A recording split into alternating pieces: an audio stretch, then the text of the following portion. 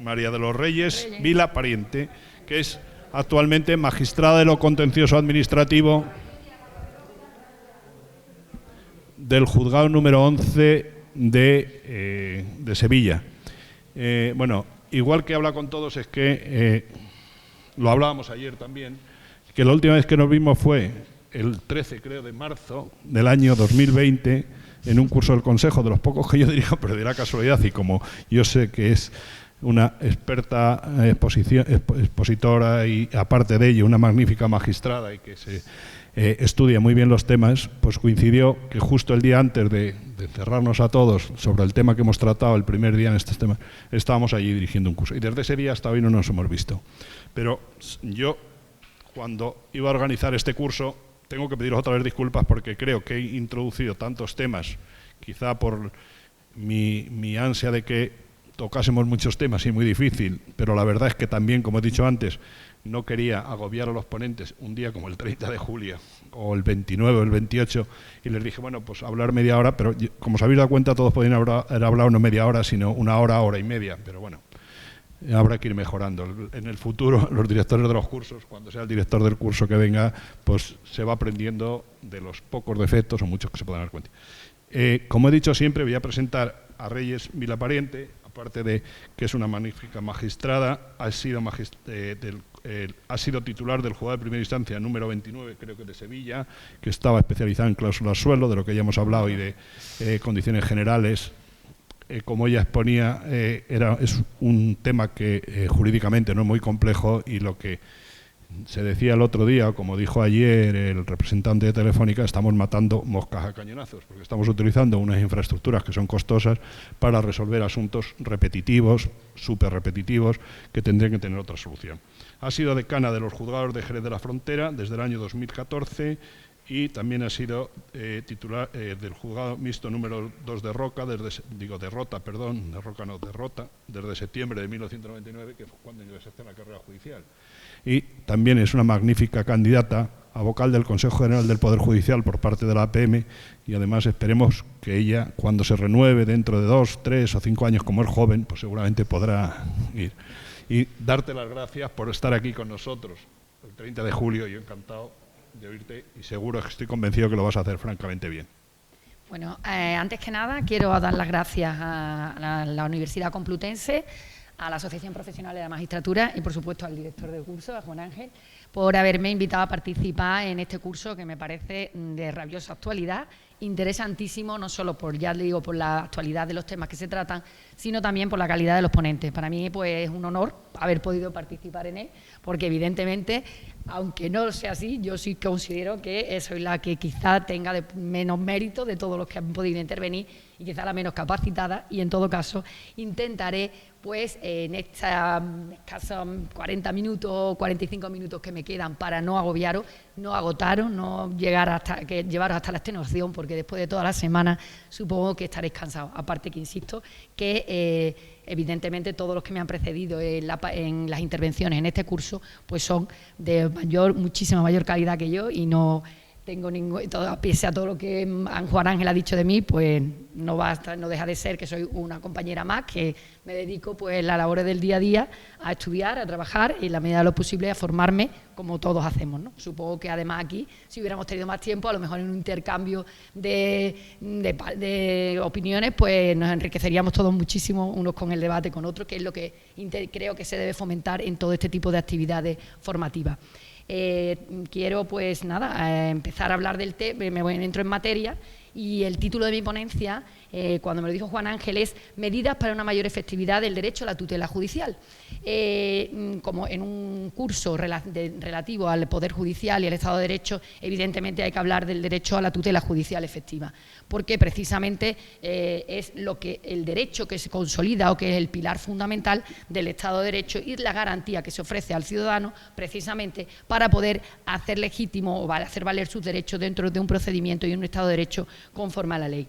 El derecho a la tutela judicial, pues inherente al mismo, como ya antes estaba apuntado incluso Ignacio, es que la tutela judicial tiene que ser efectiva. Si la tutela judicial no es efectiva, es decir, si no da una respuesta adecuada al ciudadano que va a buscar a la justicia la respuesta a su conflicto, pues pierde su sentido y, por tanto, su capacidad. ¿Qué pasa? Que en este país el derecho a la tutela judicial, consagrado, como todos sabéis, en el 24 de la Constitución, garantiza el acceso de los ciudadanos a los tribunales para obtener una solución a sus problemas. Este acceso está tan debidamente garantizado en nuestro ordenamiento jurídico que se traduce precisamente en un incremento notable en los últimos 10 años de la litigiosidad, que ha llegado al punto en que el derecho a la tutela judicial ha muerto de éxito, de tal manera que ha dejado de ser efectivo, precisamente por ese colapso que en la mayor parte de los órganos judiciales en nuestro país experimenta en todos los órdenes jurisdiccionales. Ese incremento de la litigiosidad, como todos sabéis, se traduce fundamentalmente en los llamados fenómenos de la litigiosidad en masa. Hacía referencia al juzgado de cláusula, a los juzgados denominados de cláusula suelo, o las reclamaciones múltiples en materia mercantil, en materia de reclamaciones de transporte aéreo, etcétera. Con lo cual, todo esto al final se traduce en que ciertamente al ciudadano se le garantiza la posibilidad de acceder a los tribunales de justicia para impetrar justicia, para resolver sus conflictos, pero ¿qué pasa? Que la solución que se le da pues carece de sentido, porque si tú vas a reclamar 200 euros, resulta que al final te los dan pues dentro de 10 años. Pues lo cual hace que la tutela judicial deje de tener ningún sentido. Todo ello, en el panorama actual del mapa judicial español, nos lleva a replantear la necesidad de una reforma organizativa y una reforma procesal que venga a modificar todo el sistema judicial y a dotarlo de mecanismos eficientes que se traduzcan en la eficacia del sistema, precisamente para lograr el fin que le es propio, la tutela judicial efectiva. Por lo tanto, introduzco estos tres términos: eficiencia, efectividad y eficacia, porque aparentemente los tres términos son distintos. Os traigo a colación esos términos porque dice la Real Academia Española que eficiencia es la capacidad de disponer de alguien o de algo para conseguir un efecto determinado. Eficacia, capacidad de lograr el efecto que se espera. Y efectividad, lo mismo que eficacia. Sin embargo, en el argot de la organización empresarial no son idénticos estos tres términos. Eficiencia significa la capacidad de conseguir las metas que se proponen de la mejor manera posible. Eficacia significa qué metas hay que conseguir y cómo se hace, y efectividad, la conjugación de ambos factores, es decir, conseguir las metas pretendidas con la optimización mayor de recursos. ¿Por qué os traigo a colación estos tres términos? Porque me voy a centrar, o quiero centrarme, en el análisis de la situación en la que se encuentra, conforme a la regulación española, la situación de colapso y de los órganos judiciales, y las proyectadas reformas legislativas que se pretenden a través de las leyes de eficiencia organizativa aprobadas en su anteproyecto en abril, y en diciembre la de eficiencia eficiencia procesal en el ámbito de las reformas procesales que pretenden introducirse. Estas reformas, me voy a centrar en el análisis de las mismas, porque si el curso tenía que ser de actualidad, pues quiero contar un poco hacia dónde se va, cuáles son las ideas de la política legislativa y si efectivamente vienen a suponer una reforma en profundidad del sistema judicial español y, por ende, capaz de dar respuesta a ese colapso, a esa falta de litigiosidad y, en consecuencia, si van a venir a facilitar o no la efectividad o al hacer efectivo el derecho a la tutela judicial, que es lo que en definitiva se pretende. Hasta la exposición de motivos del anteproyecto de la ley de eficiencia organizativa viene a decir que es necesario centrarse, si os dais cuenta, los dos anteproyectos se titulan eficiencia, es decir, que se centran en el concepto, por eso hacía referencia a la distinción entre los tres términos anteriores, se centran en la idea de la eficiencia, es decir, de la reorganización de todos los recursos existentes, pero no se habla de... Y en la propia exposición de motivos de estos anteproyectos se habla de superar políticas incrementalistas, es decir, de tratar de evitar la creación o la implementación con nuevos recursos. Ahí vamos a que el espíritu del legislador parece ser que no va mucho por las dotaciones presupuestarias, ni por el incremento de presupuesto, ni por la ampliación de medios, sino vamos a reorganizar lo que tenemos y con eso vamos a tirar. Claro, ¿qué pasa? Que si nos damos cuenta, esta iniciativa, este triple proyecto de iniciativa que se ha puesto en marcha de reformas legislativas, es decir, la Ley de Eficiencia de Organización Procesal y otra que está prevista de digitalización o de modernización de la Administración de Justicia, trae su origen en el Plan Estratégico para la Modernización de la Administración de Justicia, que ya se puso en marcha, se intentó poner en marcha en el año 2011, que efectivamente preveía un anteproyecto para la creación de los tribunales de instancia. Se hablaba de la ley de digitalización o de incorporación de las nuevas tecnologías y también se hablaba de las medidas de agilización procesal. Con el cambio de gobierno, en 2015 se abandonan estos proyectos y entonces lo que se opta es por unas reformas puntuales de la Ley Orgánica del Poder Judicial, en donde es lo que se intenta para paliar esta situación de colapso en los órganos judiciales y flexibilizar la organización de la Administración de Justicia, es tratar de lograr la especialización de los órganos judiciales a través de la reforma que se hizo del artículo 98 de la Ley Orgánica del Poder Judicial y de forma coyuntural optar por la especialización de los distintos órganos para establecer mecanismos de sustitución a través de la comarcalización de los órganos judiciales. Y en todo caso, limitando también como reforma estructural la duración de las instrucciones en las causas a 6 meses. Esas fueron las reformas puntuales que se hicieron y que el anteproyecto de la Ley de Eficiencia Organizativa considera que lo que hay que tratar es de reorganizar los recursos que se tienen, superando, dice, políticas incrementalistas, porque considera que la creación de nuevos juzgados o la creación de nuevas plazas de jueces van a resultar insuficientes o no van a servir, no son útiles para efectivamente superar esa situación de estancamiento, de colapso que tienen los órganos judiciales y por tanto no van a suponer un mecanismo de agilización y de dar una respuesta adecuada a la tutela efectiva a los ciudadanos y por tanto lograr una justicia mejor de calidad. Sin embargo, pese a lo que dice el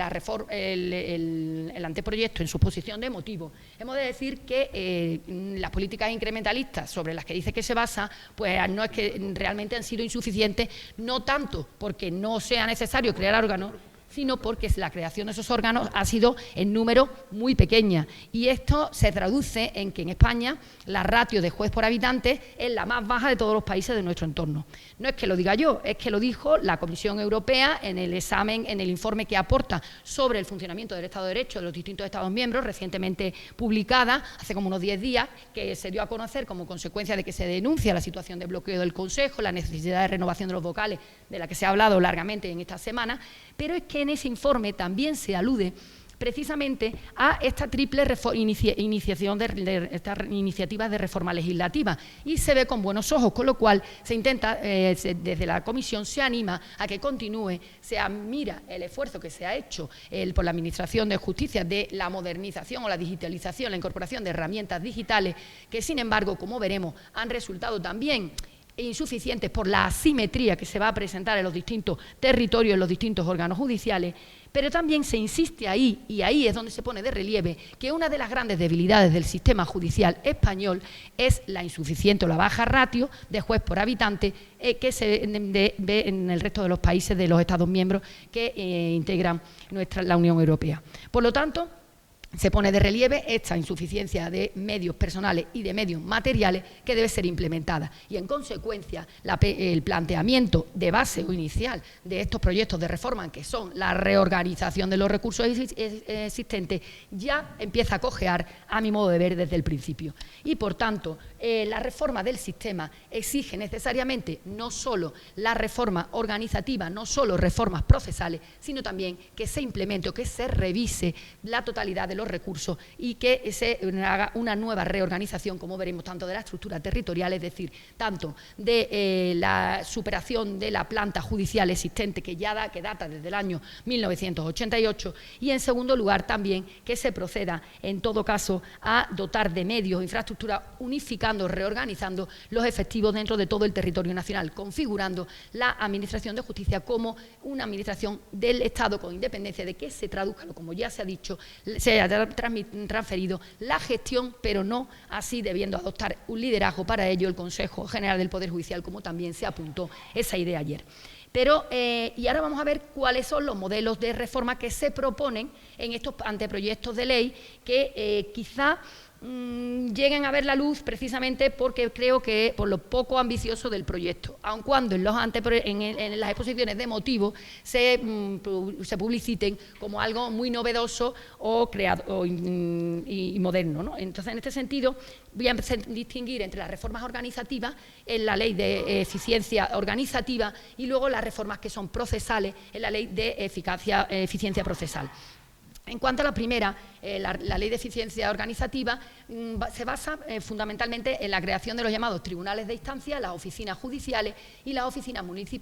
judiciales municipales, que sustituyen a los anteriores juzgados de paz. Centrándome en la creación de los tribunales de instancia, la exposición de motivos del anteproyecto considera que un modelo eficiente de organización judicial es el tribunal de instancia, superando en todo caso la figura del juez unipersonal y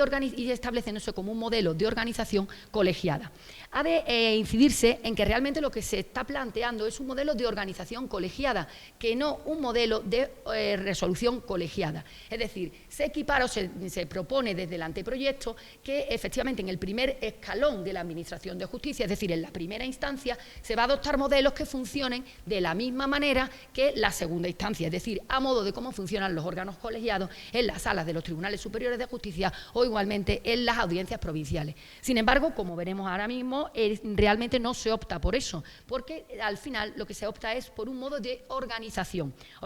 similar a la que se está ya haciendo como proyectos pilotos en los juzgados de lo mercantil, tanto de Sevilla como de Barcelona como de Málaga. En los juzgados de lo mercantil, en Sevilla, en Málaga y Barcelona, se ha optado por un reparto, por una forma de organización colegiada, si bien acá donde se produce un reparto entre ellos, una sustitución interna, y se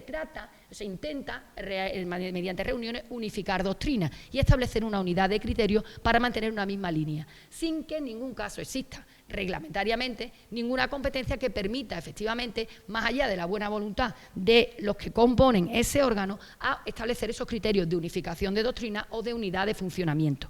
Este es el modelo organizativo que a día de hoy se basa en el artículo 98, párrafo segundo de la Ley Orgánica del Poder Judicial, a la hora de que se puedan especializar, se creen unidades funcionales bis de organización que se han formado como planes de refuerzo por parte del Consejo. En concreto, a partir de 2017, con la creación o la especialización de los órganos de condiciones generales de la contratación.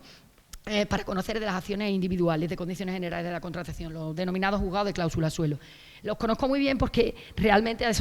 como ya se ha dicho, yo estoy en el 29 de instancia y ahí lo que se pretendía o lo que se ha pretendido por parte del Consejo y al amparo de este artículo 98.2 de la Ley Orgánica del Poder Judicial y de la creación de las unidades BI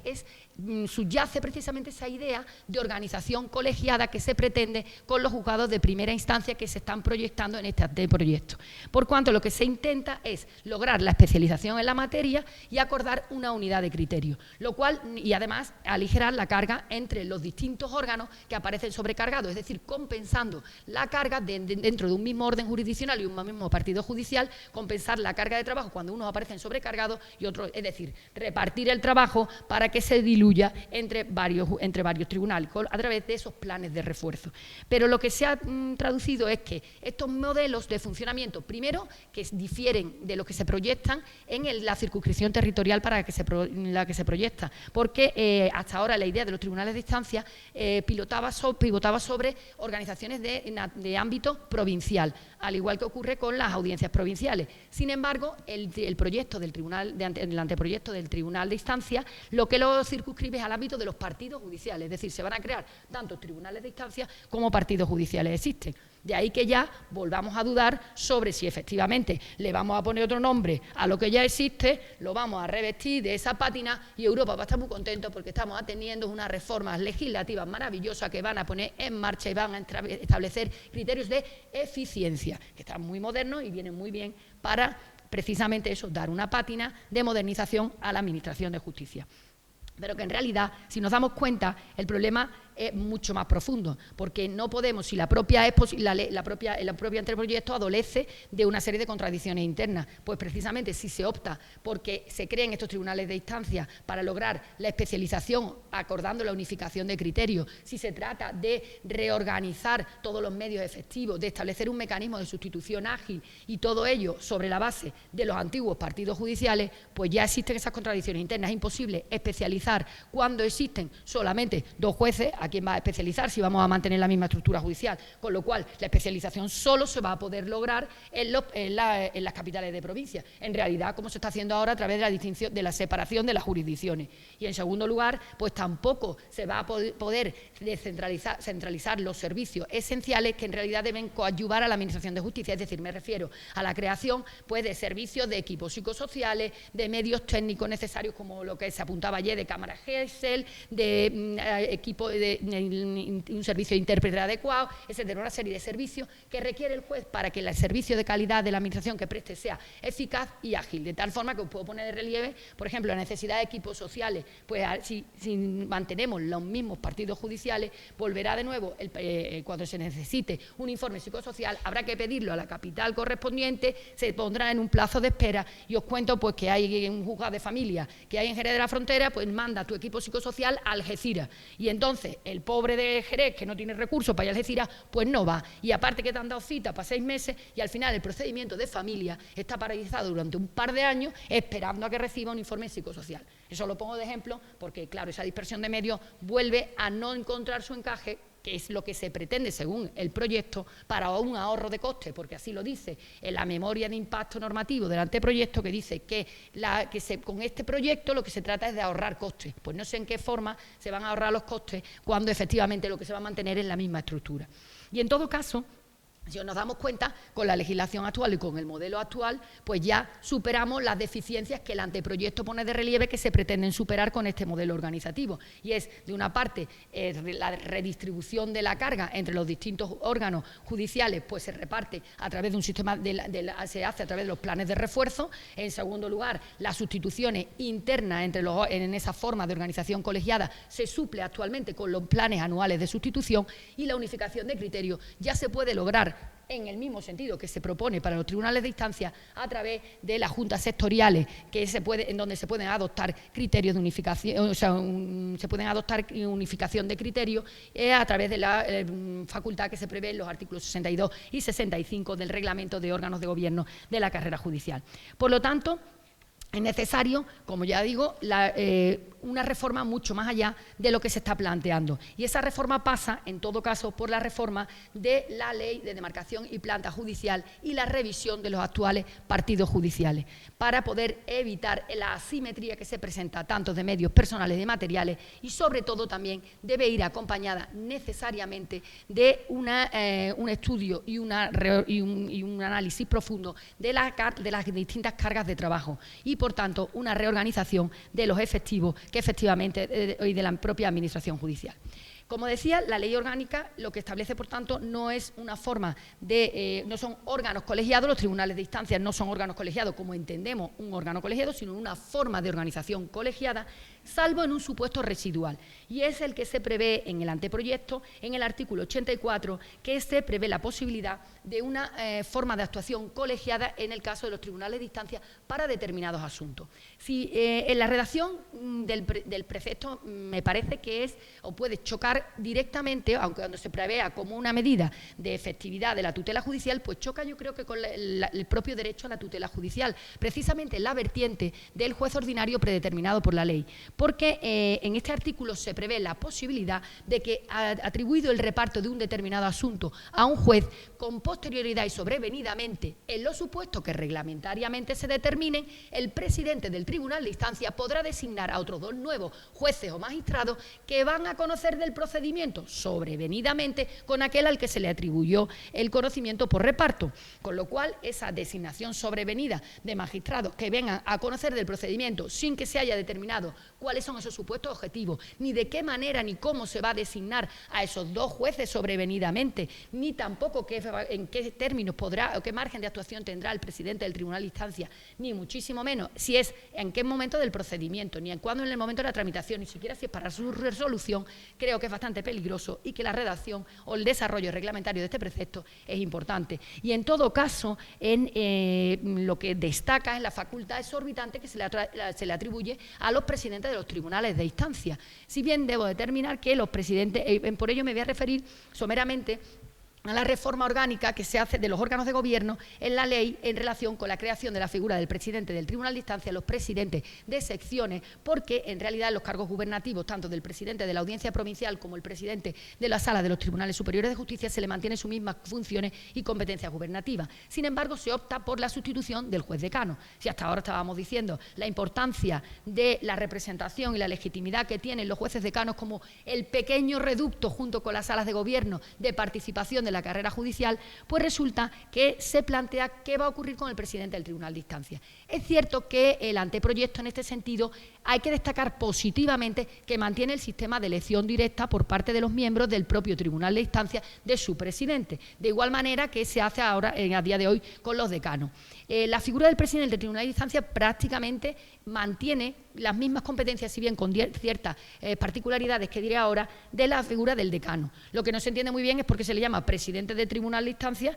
y no decano, cuando presidente parece que es como si tuviera un grado de superioridad respecto del resto de los compañeros. Sin embargo, salvo en este supuesto que yo he dicho residual de forma colegiada, que ya la figura es bastante compleja, solo en ese supuesto tiene pocas facultades diferentes de las que tenía de las que tiene el decano de coordinación y enlace entre los compañeros. Si bien veremos también cómo se produce una merma de sus facultades actualmente en la legislación actual. Los presidentes del Tribunal de Instancia, como digo, sí se contempla que se voten por los compañeros en aquellos tribunales de instancia donde haya más de 10 magistrados en una votación directa. No se determina expresamente si las mayorías que se fijan tienen que ser por el quórum de todo el tribunal, de todos los miembros del tribunal, o bien solamente de aquellos que asistan a la Junta de Jueces donde se proceda a su elección, como ocurre en las actuales salas de gobierno, y como efectivamente no ocurre en el sistema de elección de decano actualmente, que sí se requiere un quórum mínimo para configurar la junta correspondiente electoral y por tanto se pueda llevar a cabo la elección. Junto con los presidentes de los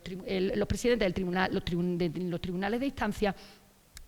se le atribuye esa función que ya he dicho exorbitante, pero también se le atribuye una función que se resta a las juntas de jueces. A mi modo de ver, también de dudosa también legitimidad en relación con los compañeros, porque se le quita las funciones de aprobación de las normas de reparto a la Junta de Jueces y se le atribuye al presidente del Tribunal de Instancia. Es él quien adopta las normas de reparto sin perjuicio, desde luego, de que se oiga a la Junta de Jueces, pero no es la Junta de Jueces quien adopta esas normas de reparto como ocurre en la actualidad. Lo que sí es cierto que se priva al presidente del Tribunal de Instancia de una competencia esencial por parte del decano a la hora de velar por la buena administración de los locales de justicia y de los medios materiales. Es decir, que se está privando a la función que tiene actualmente el decano en un sistema en donde los medios materiales se encomiendan o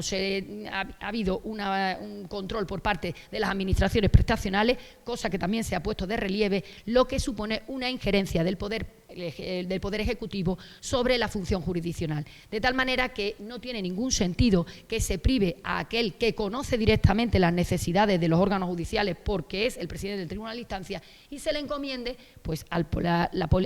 criterios de oportunidad política, que es lo que va a tener la propia Administración con criterios discrecionales, que es como efectivamente se rige, y no teniendo en cuenta cuáles son las necesidades. Necesidades que además se va a traducir en la dificultad que tendrá en el funcionamiento del día a día de los órganos judiciales. Más allá de injerencia o planteamiento político y de separación de poderes, me refiero al funcionamiento ordinario de la Administración de Justicia, pues desde problemas de aparcamientos en la puerta hasta problemas de repartos en las salas de vista, porque si se le priva de esas funciones de control o gobierno de las sedes judiciales, que es donde se desempeña la función jurisdiccional, pues se van a ocasionar disfunciones materiales que al final acaban interfiriendo en el buen funcionamiento de la Administración de Justicia y en consecuencia de la efectividad de la tutela judicial.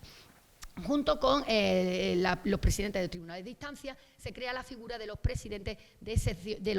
secciones. Los presidentes de secciones, los tribunales de instancia funcionarán en secciones separadas por los distintos órdenes jurisdiccionales, y estos presidentes de las secciones son como lo que ahora se conoce como los delegados de los decanos en las distintas jurisdicciones. Estos presidentes, la disfunción que se ve en el proyecto es que si actualmente la designación de estos delegados de los decanos se hace por el propio decano basado en una relación de confianza, en el proyecto lo que se contempla es que la elección se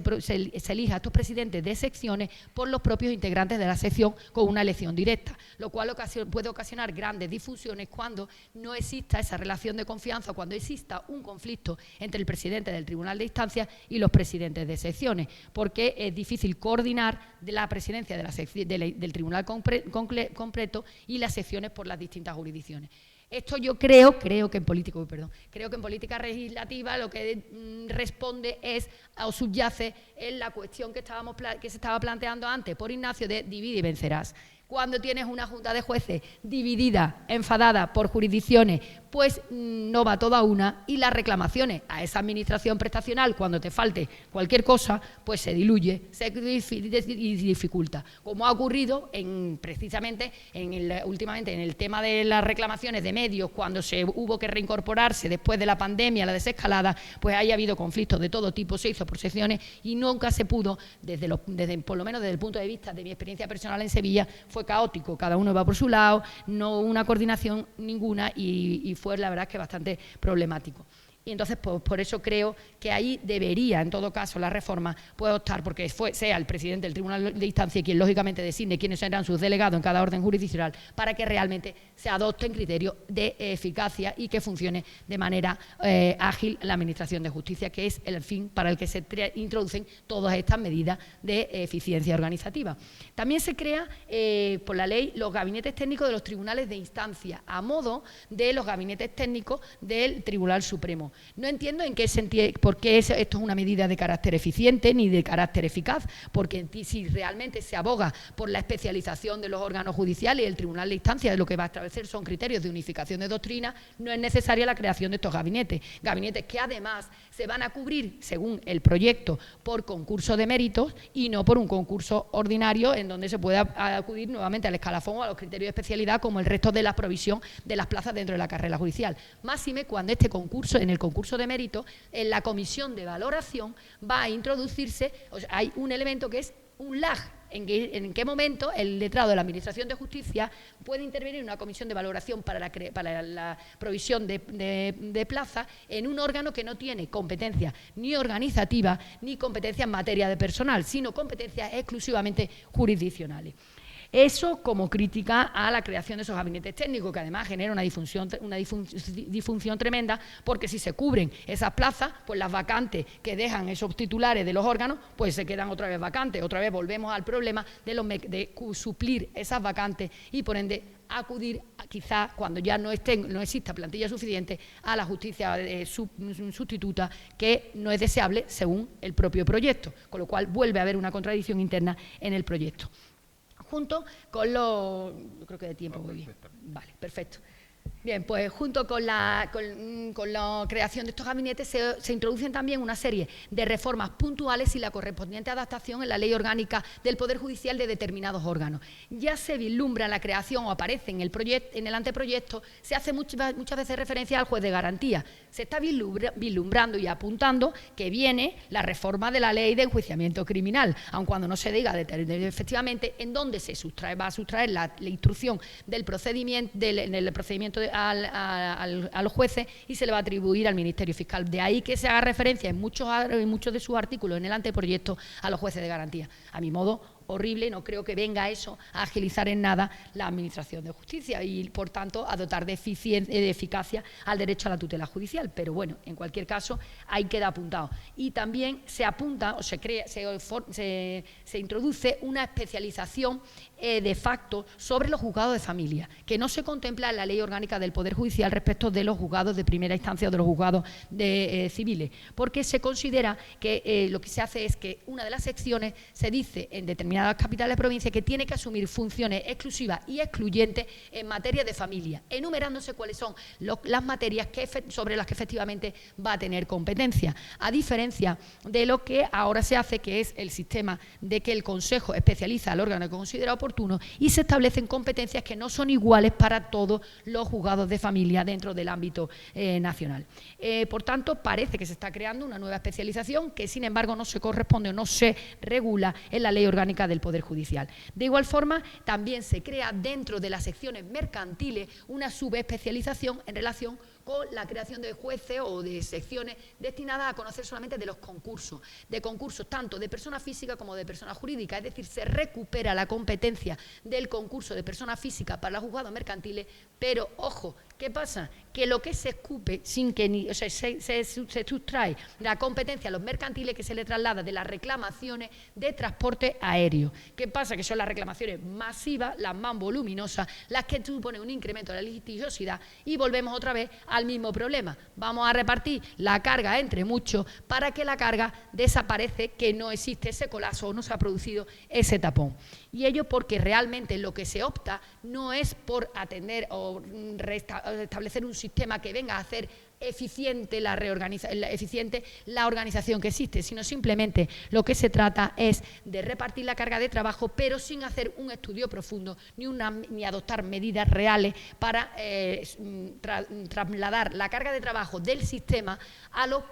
propios jueces. Es decir, que sería deseable que se articulara un mecanismo en donde se permitiera que los jueces tuvieran que asumir una carga de trabajo limitada o concreta y se mantuviera la carga de trabajo sobre el sistema. Es decir, que si se atribuye, que se limitara el reparto a cada uno de los jueces para el conocimiento de los asuntos que le compete y que el resto de la carga de trabajo recayera sobre el propio sistema, que se articularan mecanismos que ya se propusieron en el Congreso de la Asociación Profesional de la Magistratura último que se celebró, del establecimiento, por ejemplo, de un turno de espera. Es decir, que se crea una bolsa de asuntos que quedan en espera y cada uno de los magistrados pueda ir a través del mecanismo de asignación por parte del Consejo asumiendo carga de asuntos que voluntariamente quiere ir asumiendo por encima de la carga de trabajo que le corresponde en su turno, en su reparto que se le tenga atribuido. Por lo tanto, se superarían esos mecanismos inflexibles de comisiones de servicio o de sustituciones ordinarias que muchas veces no se asumen por los compañeros porque exceden en mucho de la carga de trabajo que puede nadie afrontar con la que ya tiene propia atribuida. Bueno, pues junto con esta reforma dentro de la organización judicial va acompañada la creación de los tribunales de instancia de la reforma de la oficina judicial. La reforma de la oficina judicial ya se ha implantado en algunos territorios desde la reforma de 2009 y en concreto a partir de 2011 se implantó en Cáceres, se implantó en Burgos y también en Murcia y creo que en Guadalajara. Todas estas oficinas judiciales lo que hicieron fue centralizar todos los servicios de oficina judicial creando las llamadas oficinas de apoyo, unidades de apoyo directo al juez, que se traducía en 2 o 3 funcionarios que se encargaban de dar cobertura al juez en la tramitación y luego el resto de la tramitación de todos los procedimientos se trasladaba a unos servicios comunes tanto generales como de ordenación del procedimiento y servicios comunes de ejecución. La ley actual opta por implantar esta oficina judicial, pero sin embargo introduce una modificación en relación con las unidades procesales de apoyo directo al juez, creando las unidades procesales de tramitación y distingue entre las unidades procesales de tramitación a las que se le encomiendan todas las funciones de tramitación de los procedimientos de los servicios comunes de reparto y de ejecución. Las oficinas procesales de tramitación va una por cada tribunal de instancia y se encargará del trámite de todos los procedimientos. ¿Qué pasa? Que con ello se corre el riesgo de que se prive al juez de las funciones de control de la tramitación del procedimiento. Se le sustraen sus competencias de tramitación y lo considera ajeno al mismo, de tal manera que el juez pierde el control de la tramitación. Para ello, lo que se establece como mecanismo de corrección es que el presidente del tribunal de instancia pueda establecer criterios de jurisprudencial o criterios para dirigir la tramitación del procedimiento interpretativo al director de la unidad unidad de tramitación procesal, que será un LAG, director general de la misma, y estableciéndose mecanismos de coordinación entre uno y otro, pero sin que se haga referencia a que estos criterios interpretativos del presidente del Tribunal de Instancia sean vinculantes para ese director de la oficina, lo cual también puede generar muchos conflictos de atribución de competencia a la hora del control de trámite de procedimiento, más cuando no se articula un mecanismo para que el juez que esté conociendo de un determinado asunto pueda recabar la tramitación del procedimiento para sí, tanto dirigiéndose al director de la unidad como al propio funcionario que está tramitando el procedimiento, del que en definitiva será quien tenga que conocer y resolver sobre el mismo. Por lo tanto, también la reforma de la oficina también va a resultar inútil si no se produce una reforma en el estatuto del funcionario al servicio de la Administración de Justicia para poder flexibilizar los mecanismos, para poder reorganizar y establecer una cierta movilidad dentro de la plantilla para atender a las necesidades que se vayan planteando dentro de la propia oficina judicial. Junto con todo ello, conjunto con todas estas reformas, parte el anteproyecto de la necesidad de implementar toda la organización judicial con todas las formas, con sistemas de gestión procesal que sean telemáticos o electrónicos, la herramienta I, todos los servicios que son todos los servicios jurídicos de gestión procesal que están informatizados. Y se parte en el anteproyecto de que ya efectivamente se ha producido una digitalización de toda la Administración de Justicia y de que ya se ha pasado del expediente papel a la tramitación judicial de los expedientes y que todos los medios de comunicación se producen a través de medios telemáticos. Se parte de una realidad evidentemente inexistente. Si es cierto que ha habido un incremento y sobre todo con ocasión de la pandemia de todo el uso de estas herramientas, se han implementado realmente con estos mecanismos, pero sin embargo se echan falta primero dotaciones presupuestarias para acometer cursos de formación de quienes efectivamente tienen que hacer uso de todas esas herramientas y todos esos instrumentos electrónicos, porque es claro que muchas veces el auxilio no sabe cómo funciona la videoconferencia, lo cual supone una disfunción tremenda y realmente pues deja de ser eficaz esa herramienta. Y en segundo lugar, también es imprescindible, yo entiendo, que se implemente con servicios de asistencia técnica para que puedan resolver los problemas que se planteen en el día a día en el uso de esas herramientas informáticas. De poco sirve que tenga un aparato estupendo de videoconferencia que en el momento que falla la conexión no tengas para poder llamar al técnico de turno que se presente en la sala y te solucione el problema, acordándose por la suspensión de la vista, en este caso por un fallo que vuelva a ser de esas herramientas. Por lo tanto, debe implementarse con medios, con una dotación presupuestaria económica para cubrir esos dos servicios. Hablar del uso de las herramientas informáticas para lograr una agilización de la Administración de Justicia me va a llevar a hacer una breve referencia o por lo menos referirme al planteamiento del uso de la inteligencia artificial aplicada a la Administración de Justicia. La inteligencia artificial ha venido haciéndose uso de estos programas informáticos, de estas herramientas informáticas en dos momentos procesales distintos, o con carácter preprocesal, o se ha hecho uso de la inteligencia artificial incluso para la resolución de conflictos, a través de la utilización de los llamados jueces robots que sustituyen al juez humano, como veremos que se ha utilizado en países como Argentina o en países China, Estonia e incluso en algunos estados de Estados Unidos. En la fase prejudicial lo que se trata es, a través de programas o herramientas informáticas, y se introducen mediante sistemas de algoritmos complejos información que se extrae para poder plantearse previamente acudir a la Administración de Justicia, de tal forma que a través del uso de estos programas, de estas herramientas informáticas, se puede prever tanto la duración como el coste de un procedimiento y en todo caso cabe la posibilidad incluso de cuál sea el resultado que el procedimiento va a tener, es decir, si efectivamente te van a dar la razón o no te la van a dar y por lo tanto si realmente conviene al ciudadano acudir a la Administración de Justicia o no conviene. Esto es lo que se conoce como legal tech, es decir, la automatización de los servicios jurídicos que van desde el asesoramiento jurídico automatizado hasta pues eso, el análisis de cuáles sean los resultados que efectivamente se pueden obtener con el procedimiento en concreto antes de iniciarlo o del acceso a la Administración de Justicia. Esta estos programas ya se usan y se publican en la página del Consejo, lo que se conoce como jurimetría, está publicado en la página web del Consejo, que se define a sí mismo como una herramienta de analítica jurisprudencial o como un software predictivo en materia legal, y te permite, en lo que se conoce como la jurimetría de la actividad judicial, referirse en concreto a un órgano determinado para calibrar en ese órgano cuál es el grado de descongestión, cuánto se tarda y el resultado incluso de las pretensiones que puedes obtener si el asunto cae en un determinado órgano judicial. Ello plantea problemas de ética profesional, en todo caso puede contraponerse con el derecho al acceso al proceso, porque al tratarse de herramientas o programas informáticos se pueden introducir en los algoritmos sesgos que puedan dirigir o controlar la posibilidad de acceder o no al ámbito de la Administración de Justicia. Voy terminando, ¿vale? ¿No? Porque ya debe estar el presidente del Tribunal. Pues por eso voy terminando, venga. Bueno, pues no robo tiempo a nadie. Es que suele ser muy puntual, creo que viene antes. No te preocupes. Bueno, termino enseguida. Porque me gustaría hacer referencia pues a esta fase preprocesal, el uso de la inteligencia artificial, pero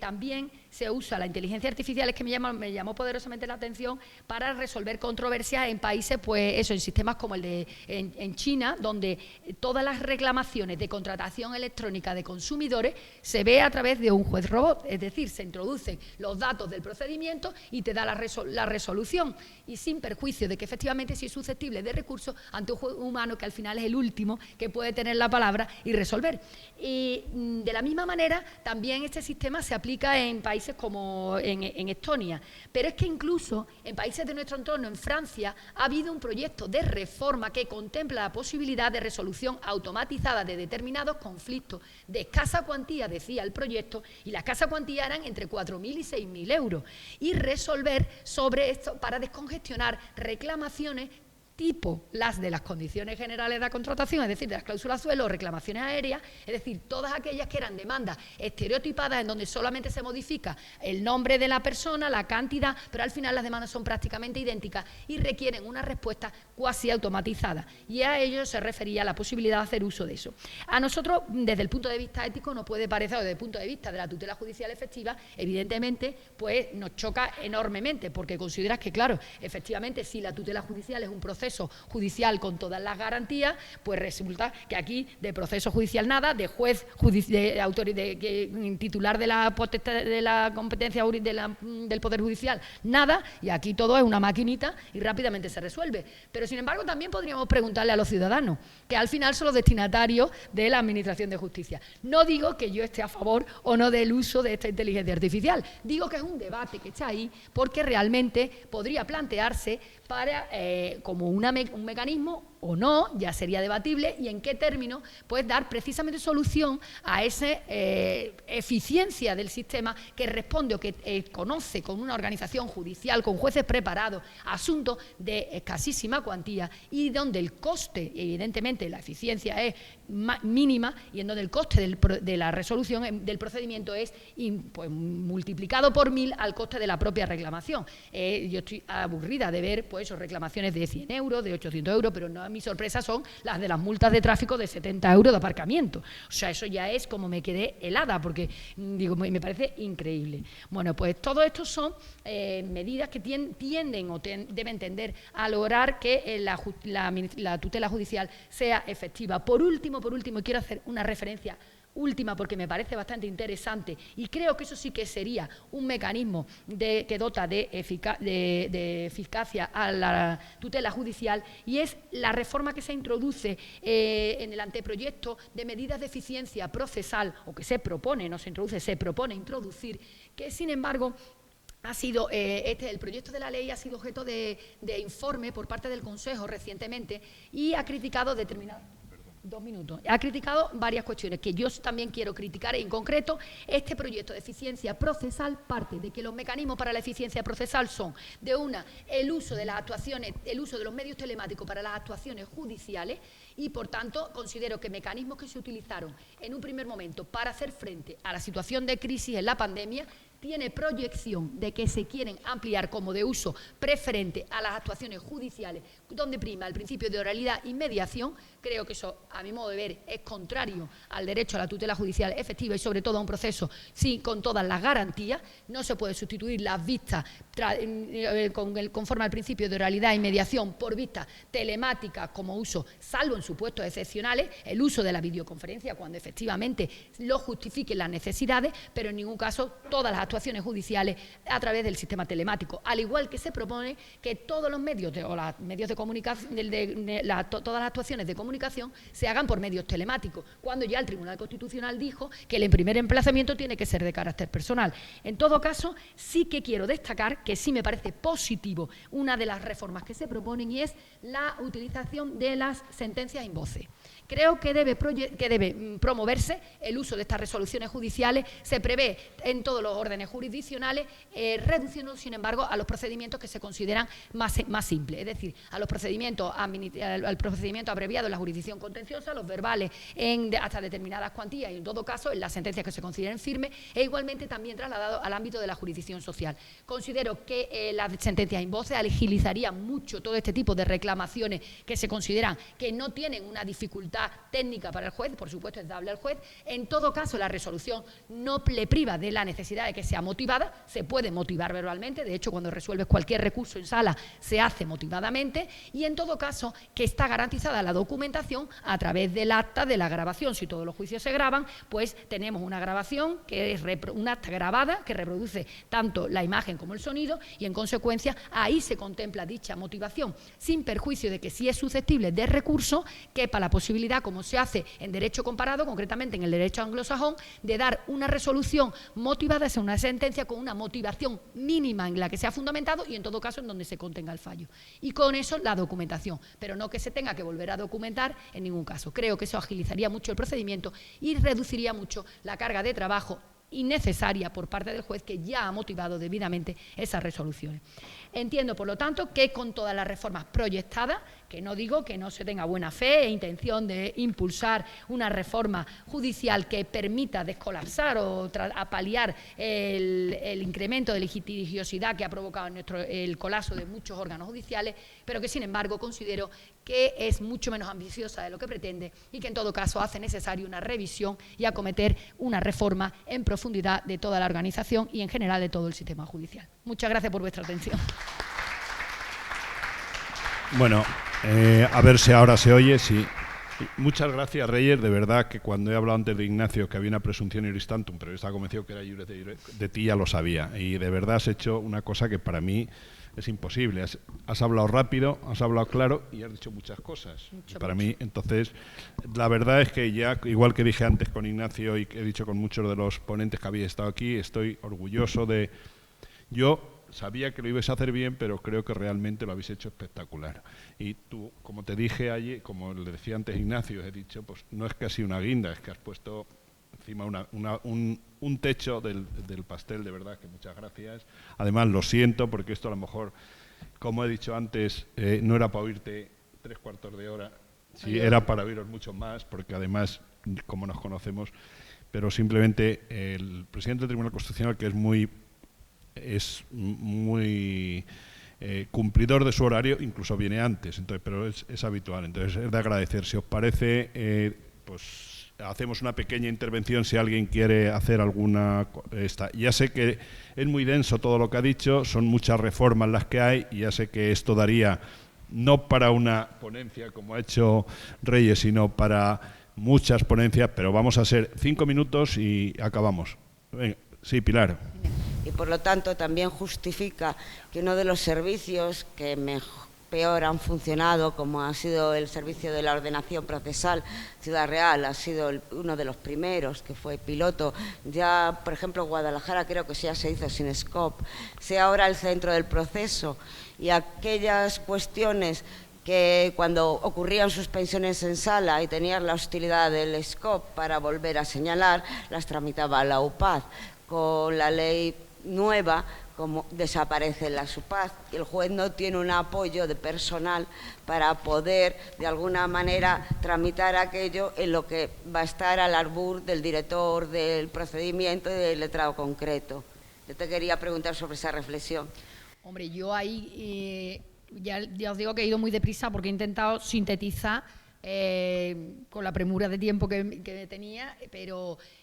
yo ahí creo que es esencial eso, es que la ley, yo creo que subyace la idea de sustraer al juez de la tramitación del procedimiento y encomendarse a los letrados. Hay una potenciación en el proyecto de los letrados de la Administración de Justicia y de su papel en materia de tramitación. Creo que algunos van a temblar, pero creo que realmente esa por ahí es por la línea por la que se va. Incluso en la deficiencia, en la ley de deficiencia procesal, en la que no me he podido detener tanto, se aboga en concreto en la jurisdicción social, es que se le atribuyen unas facultades al letrado de Administración de Justicia tremenda y se opta por que la tramitación del procedimiento se parte de la concepción de que el juez celebra juicio y pone sentencia. Se acabó. Entonces,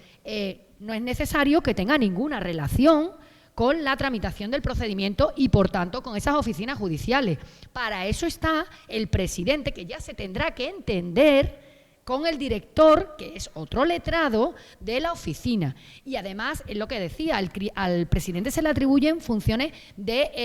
para que pueda establecer criterios interpretativos, pero tampoco dice que esos criterios interpretativos sean vinculantes ni que haya ningún mecanismo para vincular al director de la oficina judicial.